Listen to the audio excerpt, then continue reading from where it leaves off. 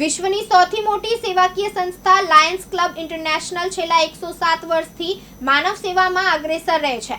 આજે 200થી વધુ દેશોમાં અને 4 કરોડથી વધુ સભ્યો સાથે લાયન્સ ક્લબ ઇન્ટરનેશનલ આરોગ્ય, શિક્ષણ, પર્યાવરણ, યુવાનોના સર્વાંગી વિકાસ તથા માનવજાતના કલ્યાણ માટે અવિરત સેવાઓ આપી છે।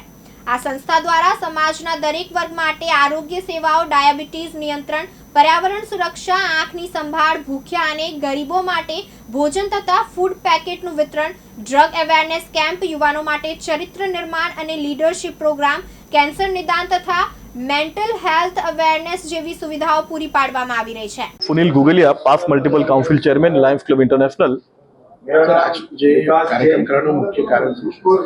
તો આજની પ્રેસ કોન્ફરન્સ કરવાનો મુખ્ય કાર્ય છે, કારણ છે કે લાયન્સ ક્લબ ઘણા વર્ષોથી સેવા કરી રહી છે। વિશ્વ સ્તરે 107 વર્ષોથી અમે કાર્ય કરી રહ્યા છે અને ગુજરાતમાં અમારા 20,000 મેમ્બરો છે અને અમે નિરંતર સેવા ચાલુ છે।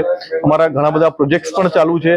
પણ મિત્રો, અમે જાણીએ છીએ કે સમાજની અંદર સેવાની ખૂબ જરૂરત છે, તો અમે ઈચ્છીએ છીએ કે આ પ્રેસ કોન્ફરન્સના માધ્યમથી, આ પ્રેસ મીડિયાના મિત્રોના માધ્યમથી સમાજ સુધી આ મેસેજ પહોંચે કે લાયન્સ ક્લબ જે સેવા કરે છે એ સેવાની અંદર વધુ ને વધુ મિત્રો, સમાજના મિત્રો જોડાય અને સેવાના કાર્યોમાં અમને સહયોગ કરે।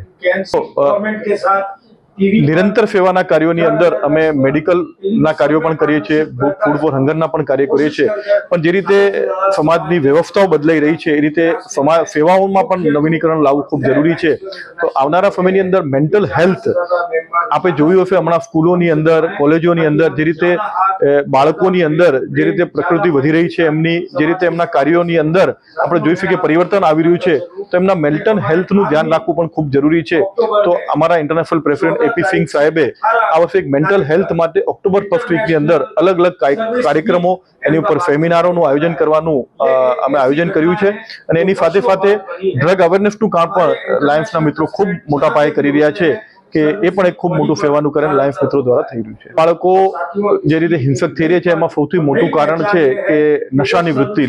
નાની ઉંમરની અંદર બાળકો વ્યસન કરતા થઈ ગયા છે, એના કારણે પણ બાળકોની વૃત્તિમાં ખૂબ પરિવર્તન આવી ગયું છે। માનવ મહેતા, દિવ્યાંગ ન્યૂઝ, અમદાવાદ।